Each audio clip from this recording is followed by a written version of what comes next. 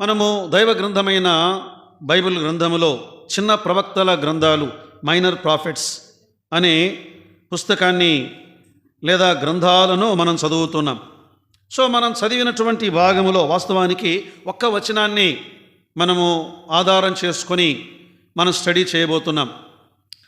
ఓబద్యా గ్రంథం 1వ అధ్యాయం 17వ వచనములో, అయితే సియోను కొండ ప్రతిష్ఠితమగును, తప్పించుకొనిన వారు దాని మీద నివసింతురు, యాకోబు సంతతి వారు తమ స్వాస్థ్యములను స్వతంత్రించుకొందురు.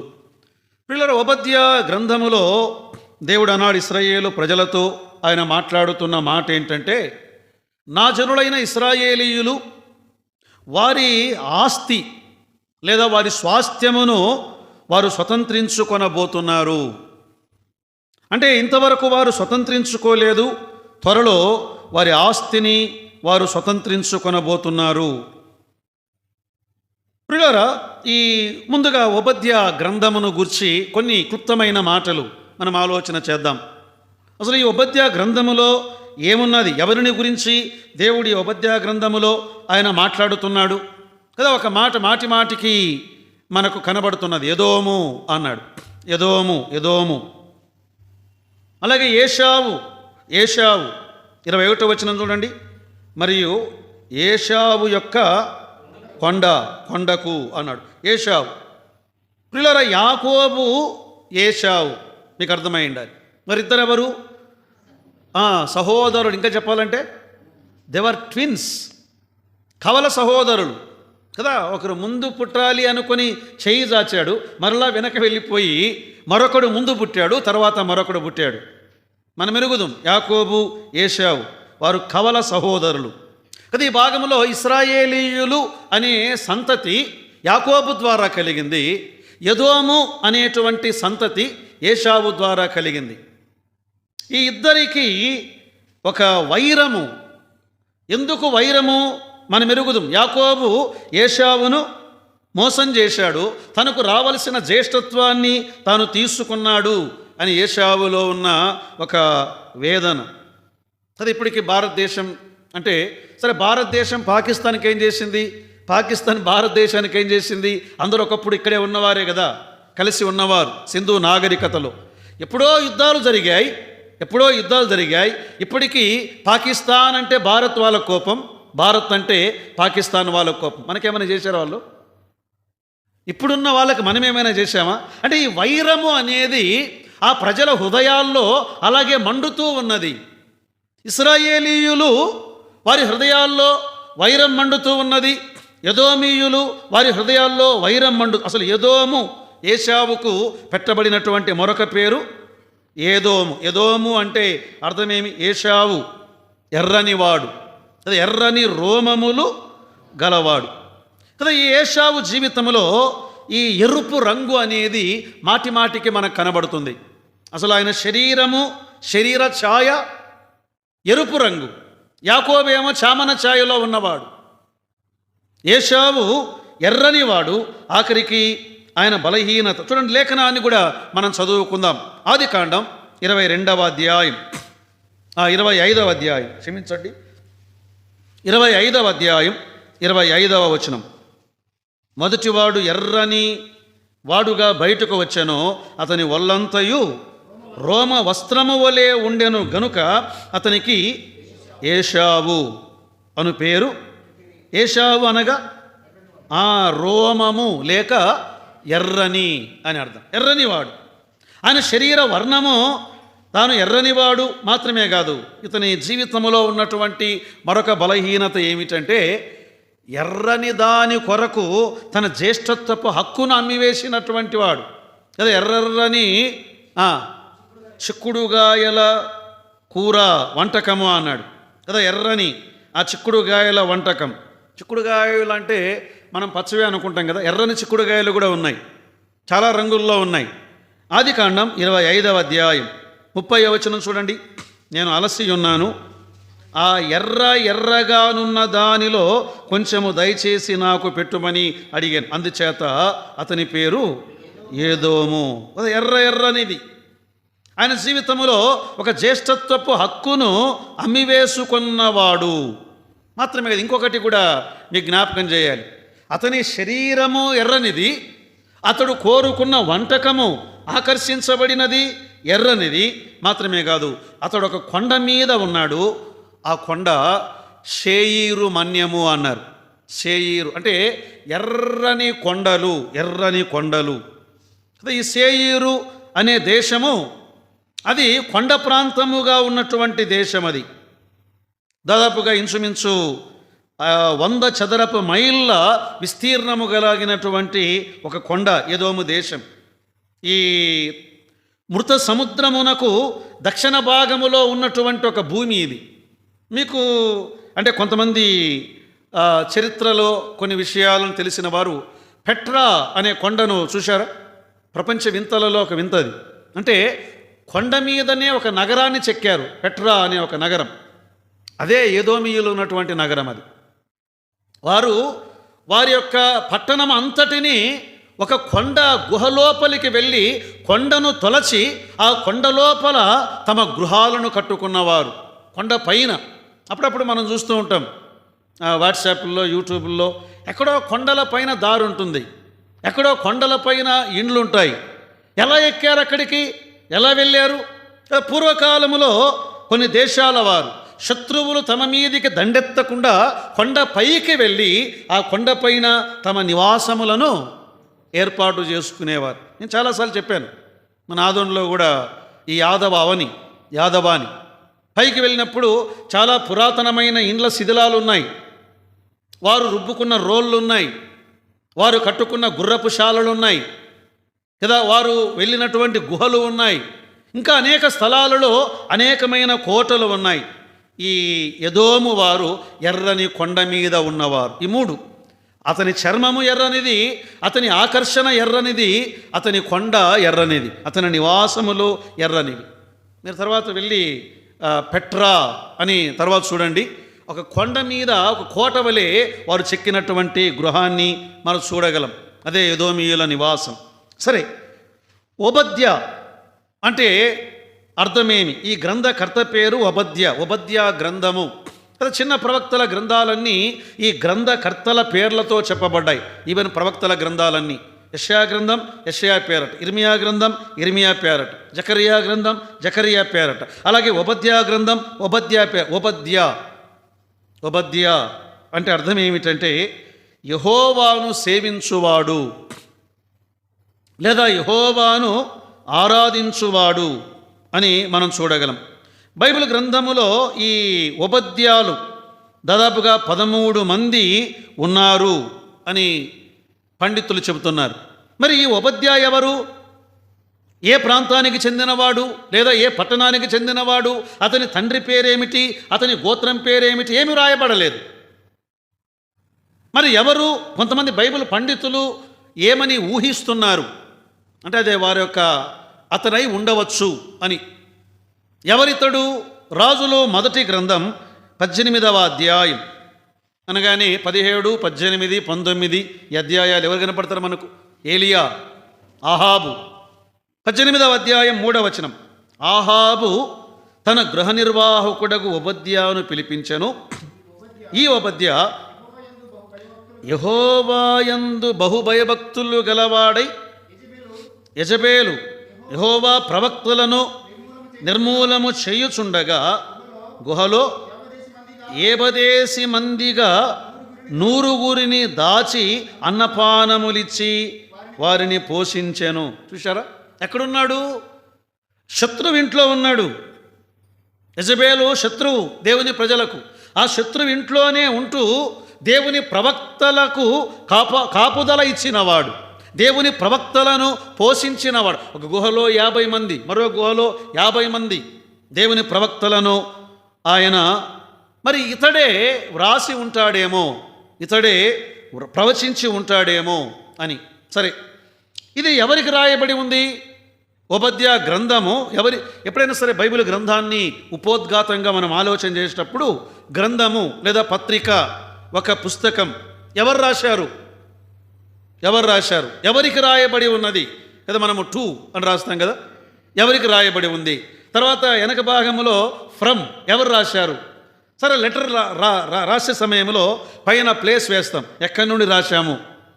అలాగే డేట్ రాస్తాం, ఎప్పుడు రాశాము. అలాగే బైబిల్లో కూడా ప్రతి గ్రంథమునకు ఎవరు రాశారు, ఎవరికి రాయబడి ఉంది, ఎప్పుడు రాయబడి ఉంది, ఏ స్థలములో నుండి రాయబడి ఉంది, ఏ పరిస్థితుల మధ్య రాయబడి ఉంది, ఇవన్నీ ఆధారాలతో సహా ఉన్న ఏకైక గ్రంథం బైబిల్.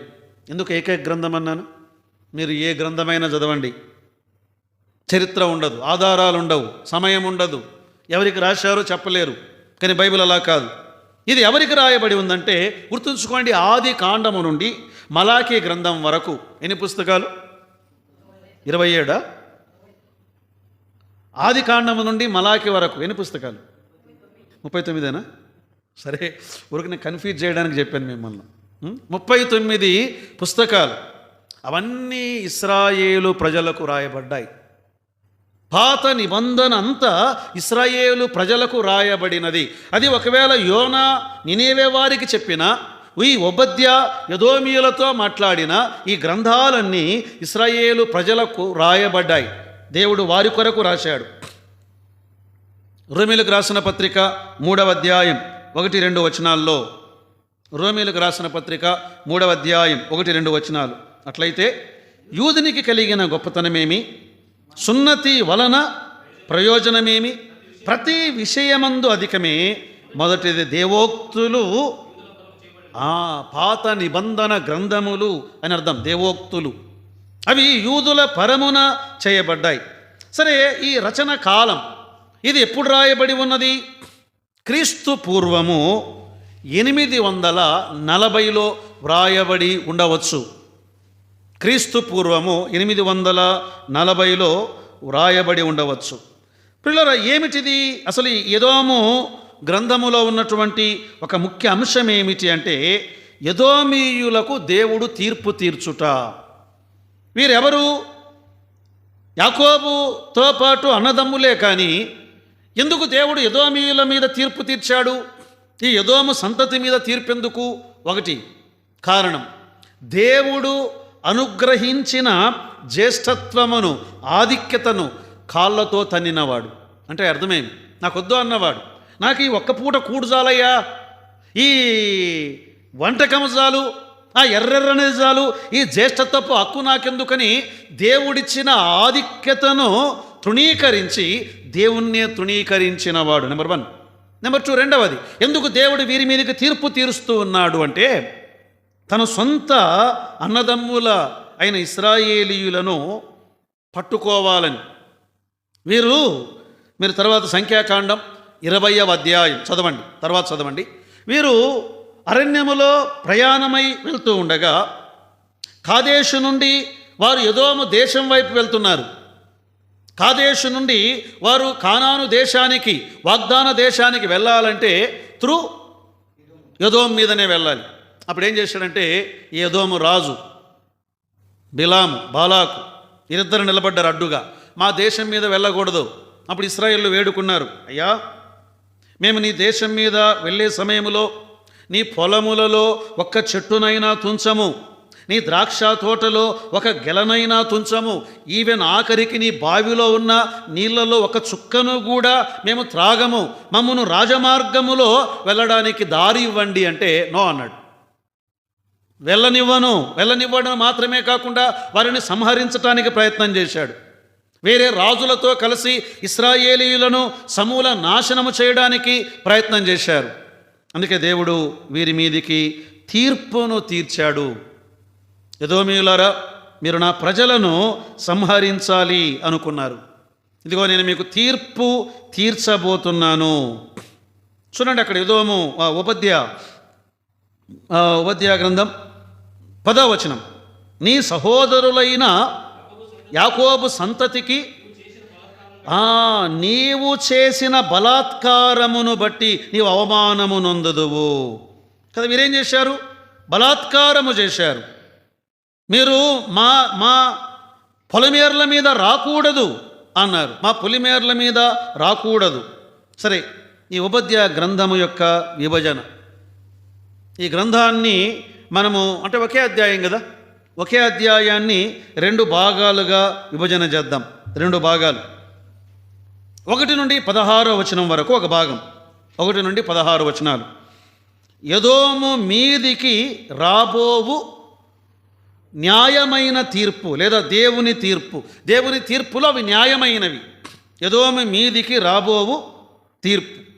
2వ భాగం 17 నుండి 21 వరకు ఇశ్రాయేలీయుల విమోచన లేదా ఇశ్రాయేలీయులు వారి యొక్క స్వాస్థ్యమును పొందుట. ఇశ్రాయేలీయులు స్వాస్థ్యమును పొందుట.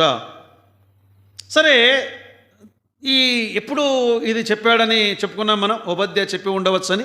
క్రీస్తు పూర్వం 840.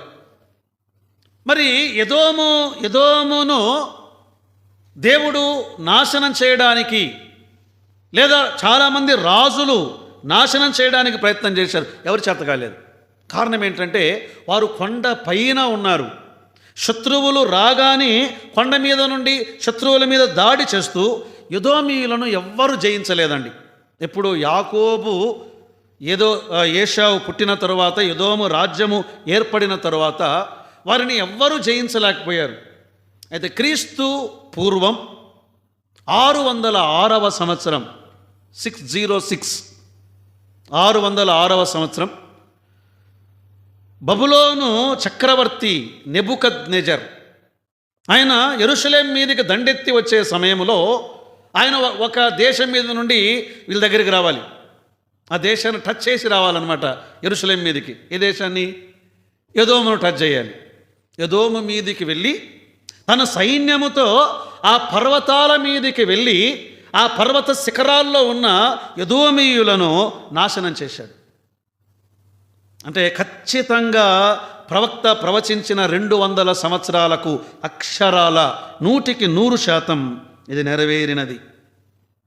ప్రియులారా, దేవుని గ్రంథములోని ఏ మాటలైనా అవి నెరవేరక తప్పదు. మంచిది. ఇదంతా ఉపోద్ఘాతం. మనము వర్తమానములోనికి వెళ్దాం. ఓబద్యా గ్రంథం 1వ అధ్యాయం వచనం 17 మన ముఖ్యాంశం.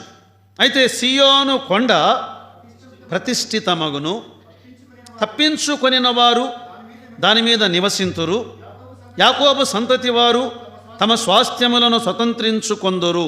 అది యాకోబు సంతతి వారు తమ స్వాస్థ్యములను అంటే స్వాస్థ్యమును స్వతంత్రించుకొనుట, స్వాస్థ్యమును అనుభవించుట. కదా, ఫర్ ఎగ్జాంపుల్ ఇక్కడ కొంతమంది మీకు ఒకవేళ మీ తల్లిదండ్రులు భూములు ఇచ్చారనుకోండి, ఇండ్లు ఇచ్చారనుకోండి, ఆస్తి ఇచ్చారనుకోండి. ఆస్తిని ఏం చేయాలి? మీ పేరట దానిని ముందు రిజిస్టర్ చేసుకోవాలి కదా. మీ సొత్తు చేసుకోవాలి. సొత్తు చేసుకున్న తర్వాత ఇది నాదయిందని మీకు ఆహారం తినడానికి లేదు, కట్టుకోవడానికి బట్టలు లేవు, ఆస్తి ఏమో దండిగా ఉంది. దాన్ని ఏమో ఒక అర్ధ ఎకరైనా అమ్మి బువ్వ కొనుక్కోవట్లేదు, బట్ట కొనుక్కోవట్లేదు. ఉండేం లాభం అది? నాకుంది. చాలామందికి ఆస్తి ఉంది కానీ దాన్ని తినడానికి యోగ్యత లేనివారు. ఇక్కడ ఇశ్రాయేలీయులు స్వాస్థ్యమును స్వతంత్రించుకొనుట, ఆ స్వాస్థ్యమును అనుభవించుట. ఈనాడు కూడా ఇక్కడ మన క్రైస్తవ జీవితంలో ప్రియులారా, మనం యేసు ప్రభువుని నమ్మాం కదా. మనకు దేవుడు ఏమైనా ఇచ్చాడా? రక్షణ ఇచ్చాడు. ఏమైనా ఇచ్చాడా? చాలా ఇచ్చాడు. కానీ ఏమిచ్చాడో మనకు తెలియదు. నీ పేరట దేవుడు ఏ ఆస్తిని రిజిస్ట్రేషన్ చేశాడో కూడా నీకు తెలియదు. మరి ఎలా? ఏదో ఒక వృద్ధురాలట చాలా కాలం కిందట, ఆమె చదువు సరిగా లేదు, అంత వివేకము లేదు. కుమారుడు బాగా చదివి అమెరికాకు వెళ్ళిపోయాడు. ఆమె పోషణ నిమిత్తమై చాలా ఉన్నతమైన ఉద్యోగం అబ్బాయిది కదా. ఇప్పుడు మనము బైపాస్లో వెళ్తుండగా ఒక అబ్బాయి అమెరికాలో ఉన్నాడు కదా. ఒక ఇల్లు కట్టాడు. ఎవరు కొరకంట? ఓన్లీ తల్లి కొరకంట, అంతే. తల్లి కొరకు మహా బంగ్లా. ఇక్కడ కూడా ఒక అబ్బాయి ప్రతి నెల $1000 పంపుతున్నాడు వాళ్ళ అమ్మ కోసం. ఆ డాలర్లను చూస్తుంది. ఇవేం బొమ్మల మాదిరి ఉన్నాయి, బాగున్నాయని గోడ కతికిస్తుందంట ఆమె. $1000 నెలకు $1000 80,000 నెలకు 80,000. కానీ వాటిని ఎలా ఉపయోగించుకోవాలో ఆమెకు తెలియదు. మరణించిన తరువాత కూడా వాటి విలువ ఆమెకు తెలియలేకపోయింది. ఈనాడు కూడా మనం అలాగే ఉన్నాం. బైబిల్ చదువుతున్నాం, దేవుడు ఏ వాగ్దానాలు ఇచ్చాడు, నీకు ఇవ్వబడినటువంటి ఆస్తి ఏది, నీకు ఇవ్వబడినటువంటి స్వాస్థ్యం ఏది, నీకు ఇవ్వబడినటువంటి దేవుని యొక్క ఆ గొప్ప ఈవులు ఏమిటో మనము తెలుసుకోవాలి, వాటిని అనుభవించాలి, వాటిలో మనము ఆనందించాలి కదా. నేడు క్రైస్తవుడు, యేసు ప్రభువును నమ్మిన దేవుని పిల్లలు ఎంతో గొప్ప స్వాస్థ్యము కలిగి ఉన్నారు, ఆస్తిని కలిగి ఉన్నారు. దాన్ని మనము గ్రహించాలి. అసలు దేవుడు ఏమిచ్చాడు మన కొరకు? సృష్టినిచ్చాడు, నిజమే. దేవుడు ఏమిచ్చాడు మన కొరకు కదా? తన కుమారుడైన యేసుక్రీస్తు ప్రభువును ఆయన మన కొరకు ఇచ్చాడు. ఇంకా దేవుడు మనకేమిచ్చాడు? ఎఫెసీ పత్రిక 1వ అధ్యాయం 3వ వచనంలో, ఎఫెసీ పత్రిక 1వ అధ్యాయం 3వ వచనం, మన ప్రభు అయిన యేసుక్రీస్తు యొక్క తండ్రి యగు దేవుడు స్తుతింపబడునుగాక, ఆయన క్రీస్తు నందు పరలోక విషయములలో ఆత్మ సంబంధమైన ప్రతి ఆశీర్వాదమును మనకు అనుగ్రహించును అని ఉందా, అనుగ్రహించెను అని ఉందా?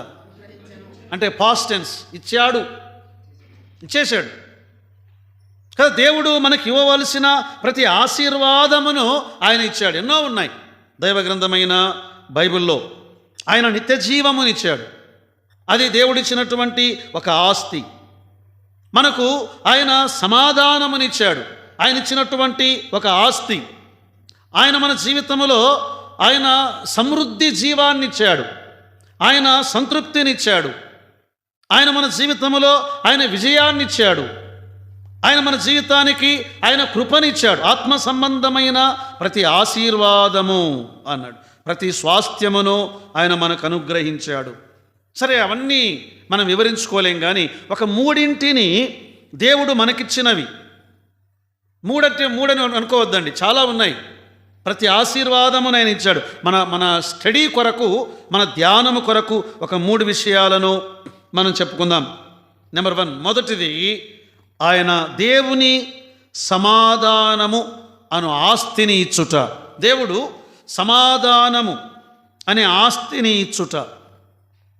దేవుడు మనకు సమాధానము, ఆత్మ సంబంధమైన సమాధానము అనే ఆస్తి, అనే స్వాస్థ్యమును ఆయన మనకిచ్చాడు. దాన్ని ఏం చేయాలి? మనము స్వతంత్రించుకోవాలి, దాన్ని అనుభవించాలి. వాస్తవానికి ఒకప్పుడు మనము సమాధానము లేనివారం, విశ్రాంతి లేనివారు. కారణం, మన పాపమును బట్టి మనకు నెమ్మది లేదు. అపవాదికి మనము దాసులముగా ఉండగా మనకు నెమ్మది లేదు. ఈ లోకములో దేవునికి మనము దూరముగా ఉండగా నెమ్మది లేదు. రే సోదరుడా, దేవునికి దూరంగా ఉన్నంత కాలం సోదరి, నీ జీవితంలో నీకు నెమ్మది ఉండదు. పాపములో ఉన్నంత కాలం నెమ్మది ఉండదు. అందుకే యేసుక్రీస్తు ప్రభువారు ఆయన ఇలా పిలిచారు. మత్తయి సువార్త 11:28లో, ప్రయాసపడి భారము మోయుచున్న సమస్త జనులారా నా యొద్దకు రండి, నేను మీకు విశ్రాంతినిస్తాను, సమాధానమును నేనిస్తాను, నేను శాంతిని మీకిస్తాను. అయితే దేవుడిచ్చేటువంటి శాంతి, దేవుడిచ్చేటువంటి సమాధానం ఎలాంటిది? అది లోకమిచ్చే సమాధానము కాదది, లోకములో ఉన్న సమాధానము కాదది. యోహాను సువార్త 14వ అధ్యాయం 27లో యేసు ప్రభువారు ఇలా అన్నారు. యోహాను సువార్త 14:27, సమాధానము మీకు అనుగ్రహించి వెళ్ళుచున్నాను, నా సమాధానమును మీకు అనుగ్రహించుచున్నాను, లోకమిచ్చునట్టుగా నేను మీకు అనుగ్రహించుట లేదు. మీ హృదయమును కలవరపడనీయకుడి, వెరువనీయకుడి. ప్రియుల, దేవుడు మనకిచ్చే సమాధానం అంటే శ్రమలు ఉన్నాయి, శ్రమల మధ్య సమాధానమిచ్చేవాడు. యేసుక్రీస్తును వెంబడించే దేవుని పిల్లలకు సమాధానం. కొన్నిసార్లు ఉన్నట్లుండి ఏమంటామంటే, బ్రదర్ ఈరోజు నా మనసు ఏం బాగలేదు, అసలు నెమ్మది లేదు. ఏమంటే ఏదో ఇంట్లో ఒక సంఘటనలే అంటాం. బ్రదర్ ఈరోజు నాకు నెమ్మది లేదు, నేను పనిచేసే చోట తలకాయ నొప్పి, ఈ ఆఫీసర్లు ప్రాణం తింటున్నారు, సమాధానము లేదు. చాలాసార్లు ఈ పరిస్థితులు, లోకములోని సంఘటనలు, సంభవాలు మన మీద ప్రభావితం చూపిస్తూ ఉండగా మనం ఏం కోల్పోతాం? సమాధానం కోల్పోతాం, కోపం వచ్చేస్తుంది. సహజం. మనం శరీరములో ఉన్నాము. ఒకవేళ మనల్ని ఏమన్నా కోపమే రావట్లేదంటే, ఈయనన్నా యేసు ప్రభు లాంటి వాడని అనుకున్నారు మీరు. యేసు ప్రభు మనలాంటి వాడే కదా, కోప్పడ్డాడు కొన్నిసార్లు. ఆయన ఆకలిగా ఉన్నాడు. అట్లని చెప్పి ఇక ఏమీ శాతగాను అని మాదిరి ఊరకనే ఏమైనా అను, నాకు రాదులే అంటే ఏదో సంథింగ్ తేడాగాడు అని అర్థం. మనము భావోద్రేకాలు కలిగి ఉన్నాము. ఇవి సహజమైన భావోద్రేకాలు కదా. దుఃఖం వచ్చినప్పుడు ఏడుస్తాము, అది సహజం, ఏడవాలి కదా. కాని కార్యం మనలను తాకినప్పుడు కోపం వస్తుంది, అది సహజం. అయితే దేవుడిచ్చేటువంటి సమాధానాన్ని మనం పోగొట్టుకోకూడదు. ఎలా? ఈ ఆస్తిని మనం ఎలా అనుభవించగలం? దైవ గ్రంథంలోకి వచనం ఇలా ఉన్నది. యెషయా గ్రంథం 26వ అధ్యాయం 3వ వచనాన్ని మనం చదువుకుందాం. 26:3. ఎవని మనస్సు నీ మీద ఆనుకొనునో వారిని నువ్వు పూర్ణ శాంతి గలవానిగా కాపాడుదువు. ఏలయనగా అతడు నీయందు విశ్వాసముంచి ఉన్నాడు. ఎవని మనస్సు నీ మీద ఆనుకొనునో. పరిస్థితులు బాగులేవు, చింత ఉన్నది కదా. అనేకమైనటువంటి శ్రమలు మన మీదకి వస్తున్నాయి. మనము ఎలా తట్టుకోవాలి? ఆయన మీద ఆనుకోవాలి. ఆనుకోవడం అంటే ఆధారపడ్డము అంటే మన సమస్యను, అదే ఈ సమస్యే కదా మన సమాధానాన్ని పోగొట్టింది. ఈ అనారోగ్యమే కదా మన సమాధానాన్ని పోగొట్టింది. ఈ అవమానం, నిందలే కదా, ఈ చింతలే కదా మన సమాధానాన్ని పోగొట్టినది. ఏం చేయాలంటే వీటన్నిటినీ ఆయనకు అప్పగించాలి. దేవా, ఇది నువ్వు చూసుకో, నా చేత కావట్లేదు, నేను భరించలేకపోతున్నాను, నేను మోయలేకపోతున్నాను, నేను కృంగిపోతూ ఉన్నాను. ఎవని మనస్సు నీ మీద ఆనుకొనునో అంటే అర్థం ఏంటి అంటే, ప్రార్థన విజ్ఞాపనముల చేత మన విన్నపములను ఆయనకు తెలియజేయాలి. అప్పుడు సమస్త జ్ఞానమునకు మించిన దేవుని సమాధానం, మనం చాలాసార్లు సమస్య వచ్చింది, మన జ్ఞానాన్ని ఉపయోగిస్తాం. ఎలా కదా, చాలా ఆలోచన చేస్తాం, మన జ్ఞానం అంతటికి పదును పెడతాం. కానీ ఇక్కడ ఏమనుందంటే, సమస్త జ్ఞానమునకు మించిన దేవుని సమాధానం. ఫిలిప్పీ పత్రిక మనకు తెలుసు కాబట్టి నేను రెఫరెన్స్ చెప్పలేదు. 4వ అధ్యాయం 6-7 వచనాలు.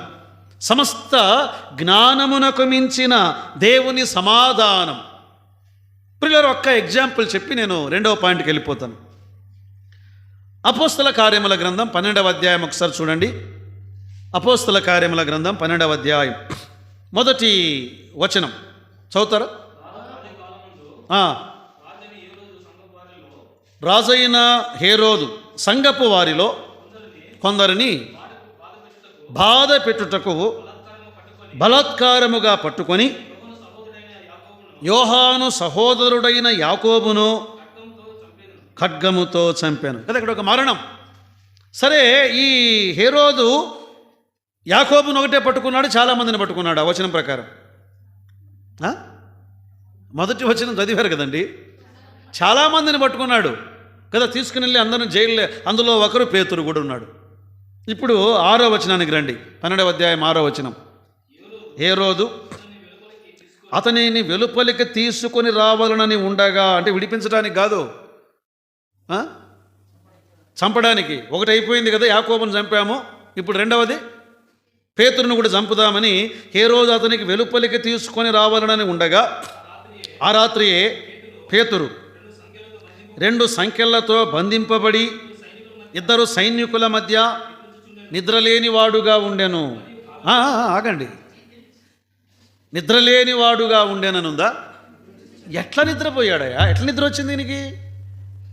ఆయన కళ్ళ ముందు 3.5 ఏండ్లు తనతో ఉన్న యాకోబును శిరఛేదనం చేసి చంపేశారు.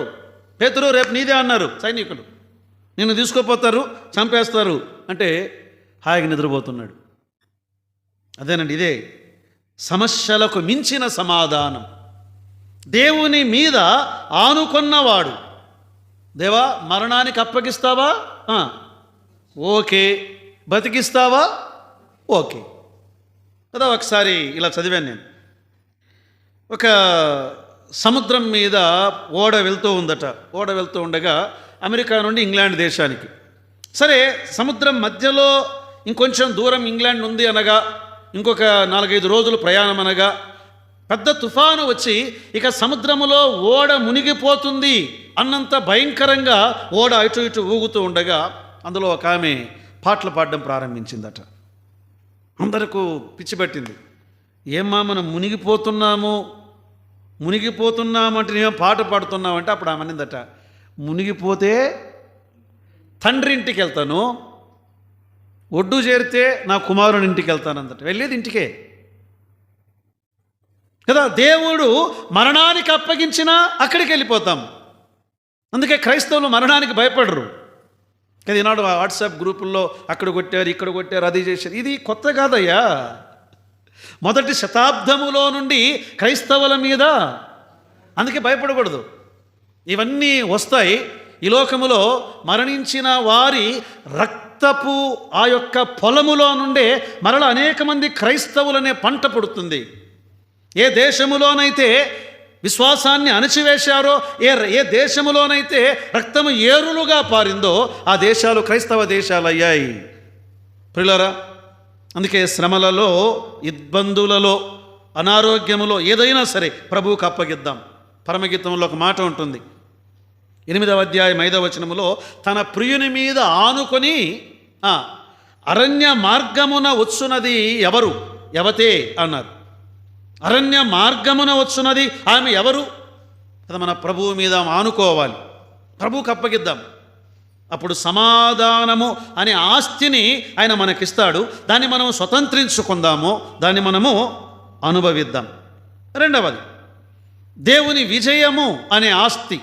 దేవుడు విజయము అనే ఆస్తి, జయము జయము జయము జయము జయము అనే ఆస్తిని ఆయన ఆల్రెడీ మనకిచ్చాడు. మనం ఏం చేయాలి? దాన్ని స్వతంత్రించుకోవాలి, దాన్ని అనుభవించాలి. ఈనాడు చాలామంది అనేక రకాల బోధలు ఉన్నాయి లోకములో, క్రైస్తవ్యములో కదా. చాలామంది ఏమంటున్నారు, ఇదిగో మేము దయ్యములను బంధిస్తున్నాం అంటున్నారు. దయ్యాలు బంధించేది ఏంటి? సంఘాల్లో ఎవరున్నారు? ప్రభు ఏమన్నాడు? ఎక్కడ 2-3 నా నామమున కూడి ఉందరో. భయపడతారా? భయపడారు. వారి మధ్య దయ్యమున్నది అనలేదు ఆయన. ఈనాడు దయ్యాల బోధలు ఎక్కువైపోయాయి. అక్కడికి ప్రజలు వెళ్ళిపోతారు. ఇంకెట్లొస్తారు? ఊగుతూ వస్తారు, నాలుక బయట పెట్టి వస్తారు, అయ్యయ్యో అని వస్తారు. వాళ్ళనేమో టచ్ అని అంటారు. ప్రజలు చూడ్డానికి భలే ఉంటుంది అది. నో, ఇవన్నీ వాక్య విరుద్ధమైన సంగతులు. ప్రభు ఏమన్నాడు? ఎక్కడ 2-3 నా నామమున కూడి ఉందరో వారి మధ్య మన మధ్య ప్రభువు ఉన్నాడండి. He's a living God. ఆయన జీవము గలవాడు. ఆయన ఎవరు? ఆయన జయమును పొందినవాడు, మనకు జయమును ఇచ్చినవాడు. మనం ఓడిపోయిన వారమే. ఆదాము ఓడిపోయాడు, హవ్వ ఓడిపోయింది, సర్వమానవాళి ఓడిపోయారు, మనం ఓడిపోయిన వారు. దావీదు ఓడిపోయాడు, అబ్రహాం ఓడిపోయాడు, అనేక మంది ఓడిపోయారు. కానీ యేసు ప్రభువారు ఆయన జయశాలి, ఆయన జయశీలి. కొరింథీ మొదటి పత్రిక 15వ అధ్యాయం 57వ వచనంలో ఏమనుంది? అయినను మన ప్రభు అయిన యేసుక్రీస్తు మూలముగా మనకు జయము అనుగ్రహించుచున్న దేవునికి స్తోత్రం. యేసుక్రీస్తు ప్రభువును నమ్మిన మనం ఎవరం? ఆయన కుమారులం, ఆయన కుమార్తెలం. దేవుడు మనకు ఆయన జయమునిచ్చాడు. అపవాది ఓడిపోయినవాడా గెలిచినవాడా? ఓడిపోయినవాడు. అపవాది సిలువలో ఓడిపోయాడు.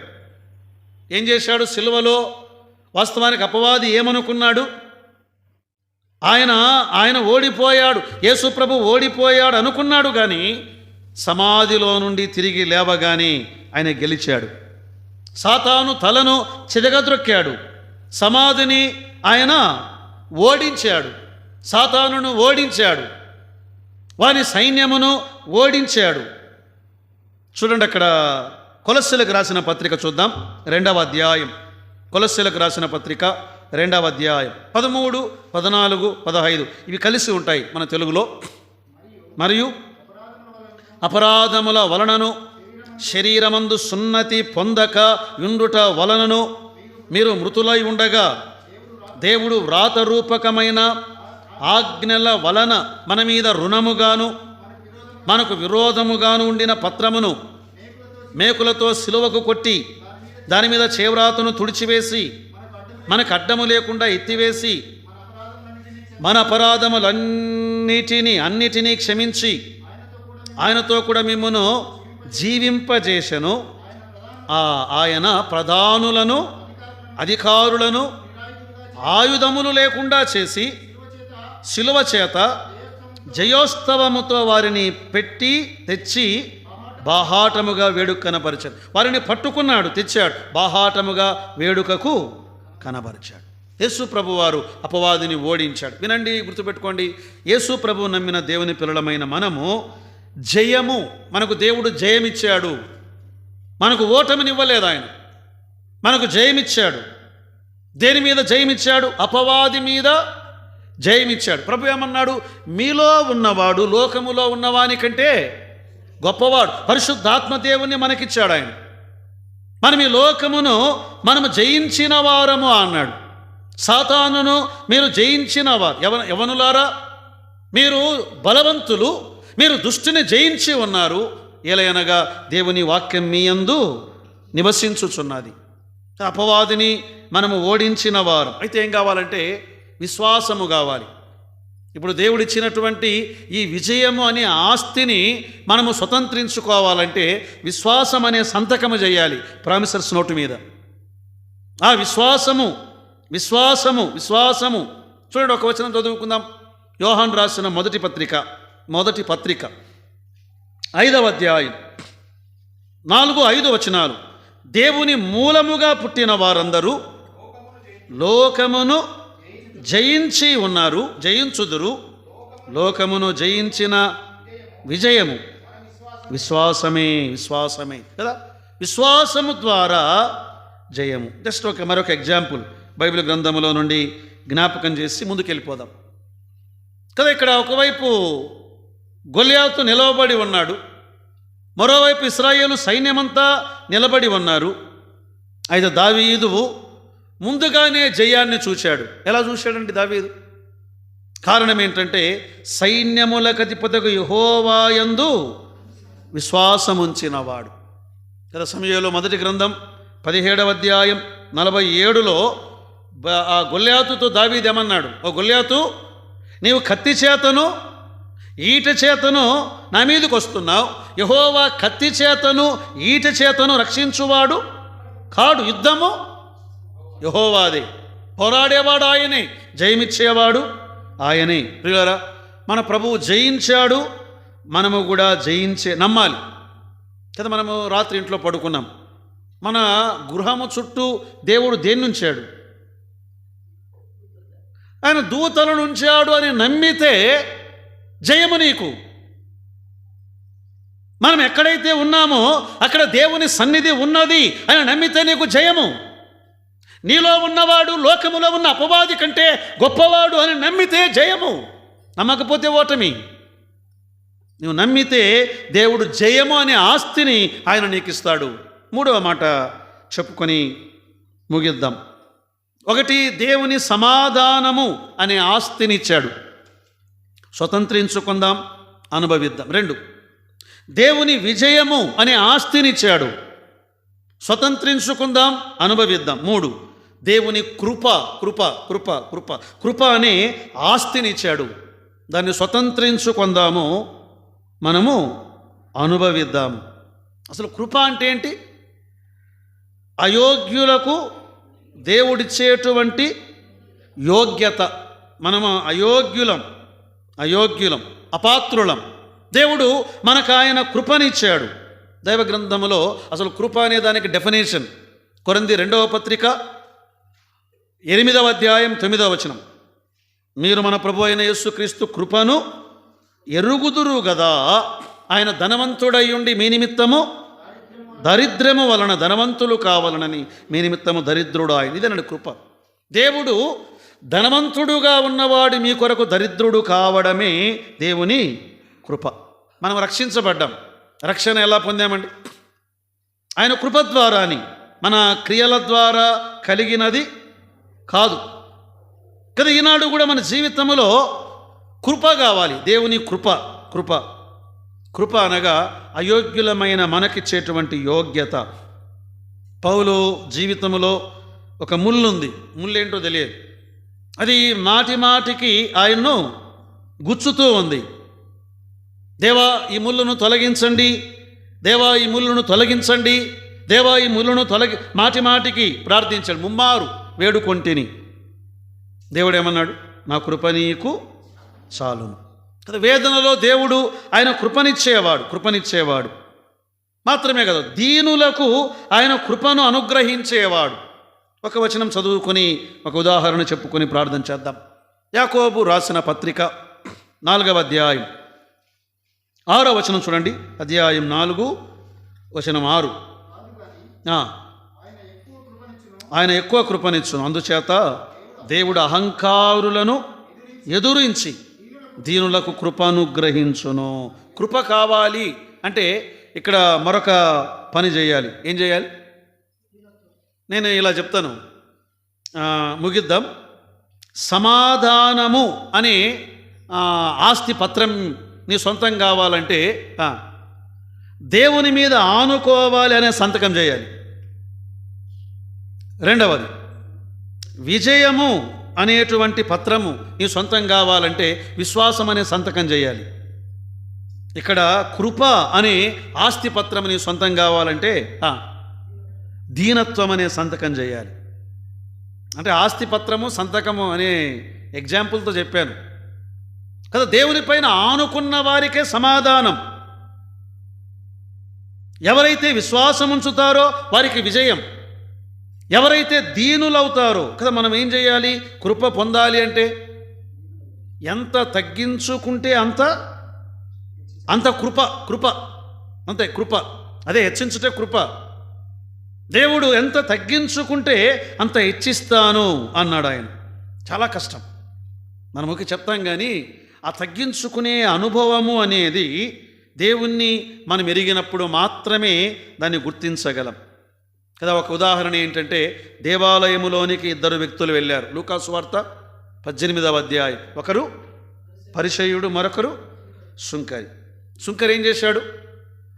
ఆకాశము వైపు కనులెత్తుటకు ధైర్యము చాలక రొమ్ము కొట్టుకొనుచు, దేవా పాపినైన నన్ను కదా. ఎప్పుడైతే దేవుని దగ్గర మన నిజస్థితిని ఒప్పుకుంటామో, నిజమే నేను బలహీనురాలుని అని ఒప్పుకున్నప్పుడు దేవుడు బలపరుస్తాడు. ఆయన, దేవా నాకు బలము కావాలి, నాకు బలము కావాలి.